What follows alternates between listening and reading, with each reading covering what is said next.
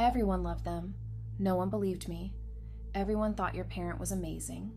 The selfless one, the kind one, the one who sacrificed everything. Teachers loved them. Neighbors adored them. Even your other parent looked bad in comparison. And you felt crazy. Because behind closed doors, something was very, very wrong. Here's why the covert narcissist, the nice parent, was actually worse than the obvious one. Let's start with what we're actually talking about. Covert narcissism, hidden manipulation disguised as selflessness. The overt narcissist is obvious, loud, aggressive, demanding. Everyone can see it. You can point to it and say, that's abuse. The covert narcissist, quiet, passive, a martyr. They don't yell, they sigh, they don't demand, they guilt, they don't rage, they withdraw. On the surface, they look like the victim. They present as the good parent, the suffering one, the saint who puts up with so much. And that's what makes them so dangerous. The abuse is invisible, and so is your pain. No one believes you because there's nothing obvious to point to. No screaming, no hitting, no clear villain. Just something wrong that you can't quite name. A heaviness, a guilt, a feeling like you can never do enough. Welcome to covert narcissism. Here's what covert narcissism actually looks like in practice. The martyr complex. They sacrifice everything for you, and they make sure you know it. I gave up my career for you. I never go anywhere because of you kids. I'm so tired, but I'll do it anyway. Every sacrifice came with a price. Your lifelong guilt. You didn't ask for these sacrifices, but now you owe them forever. The passive-aggressive control. They don't tell you what to do directly. They sigh. They make sad faces. They go quiet. It's fine. Do what you want. I'll just stay home alone. No, don't worry about me. I'll figure it out. I'm not mad. I'm just disappointed. You became fluent in reading their mood. It was survival.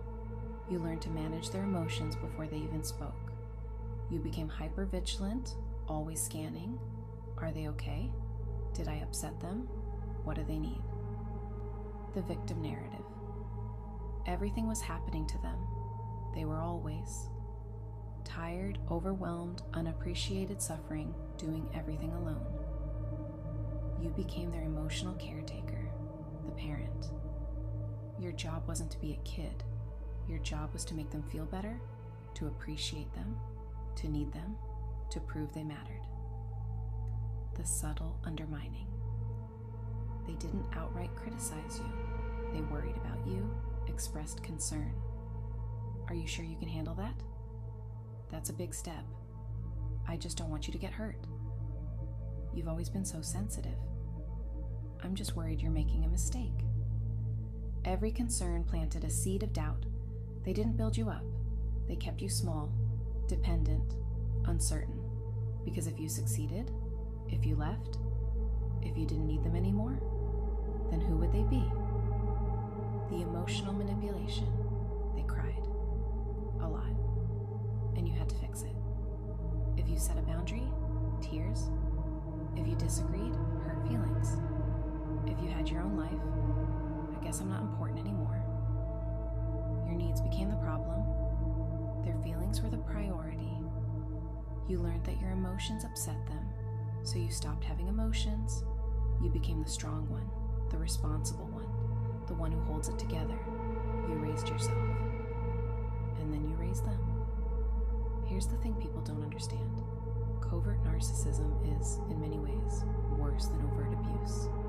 Not because the pain is worse, pain is pain, but because of what it does to your ability to name it. You had no language for it. With an overt narcissist, you can say, they screamed at me, they hit me, they called me names. With a covert narcissist, they made me feel bad, they were sad a lot, they needed me too much. The abuse had no name, so neither did your pain. You couldn't point to anything concrete, so you thought you were the problem. No one believed you. Everyone loved your covert narcissist parent. Your mom is so sweet. Your dad is so devoted. You're so lucky to have a parent who cares that much. And you're sitting there thinking, am I crazy? The world saw a saint. You lived with a stranger. When you tried to explain, people defended them. They're just worried about you. They love you so much. You're being too hard on them. So you stopped trying to explain, and you started believing maybe you were the problem. The guilt was inescapable. An overt narcissist gives you anger. A covert narcissist gives you guilt. Anger can fuel escape. Guilt keeps you trapped. You felt guilty for having your own life, not appreciating them enough, upsetting them by having needs, being selfish for wanting space, leaving them when they need you. The guilt follows you everywhere, even now, even after you're gone. They taught you love equals suffering. The overt narcissist teaches you love is dangerous. The covert narcissist teaches you love is sacrifice. You learned if you're not suffering, you're not loving enough. Love means putting yourself last, managing someone else's emotions, never having needs, earning your worth through service. So in your adult relationships, you choose people who need you. You fix people. You save people. You caretake people, because that's what love looked like. The abuse was in what didn't happen. Overt abuse is what they did to you. Covert abuse is what they didn't do. They didn't see you as a separate person, let you have your own emotions, support your independence, allow you to outgrow them, take care of themselves. You can't report absence. You can't prove a void, but that void shaped everything about who you became. If this is resonating, you might be asking, why didn't I see this before? Here's why. It was normalized. This was your normal. You thought all kids managed their parents' feelings. You thought all parents were this close with their kids. You thought guilt was just what love felt like. They told you it was love. I just care so much. I can't help worrying about you. We're so close. We tell each other everything. Enmeshment was called closeness. Control was called concern. You believed them. Because what kid doesn't want to believe their parent loves them? You were trained not to see it. Every time you noticed something felt wrong, they cried. They got hurt. They made it about them. So you learned noticing equals cruel. Your perception equals the problem. You were gaslit by sadness instead of anger. It worked just as well. You're seeing it now because you're ready. You got distance, or therapy, or you had your own kids. And suddenly you realized, wait, this wasn't normal. This wasn't healthy. This wasn't love. Seeing it doesn't mean you're ungrateful. It means you're awake.